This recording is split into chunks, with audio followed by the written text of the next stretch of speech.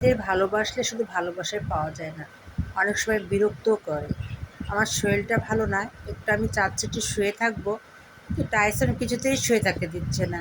কী যে অস্থিরতা আর কী যে চিল্লাচিল্লি শুরু করেছে, টাইসনের উপায় মনে হয় না শুয়ে থাকতে পারবো। এই দেখুন, মানে তার এত অস্থিরতা, মানে আমাকে এখন ঘুম থেকে উঠতে হবে, ওকে খাবার দিতে হবে, তারপরে ও এসে আমার কাছে শুয়ে থাকবে। এই হলো আমার টাইসনের অবস্থা। দেখুন, আমি একটু বিছানায় শুয়ে আছি, আর ও কিন্তু চুপচাপ নেই। দেখুন ও কী করে, আমি শুধু দেখাচ্ছি আমার কথা মিলে কিনা।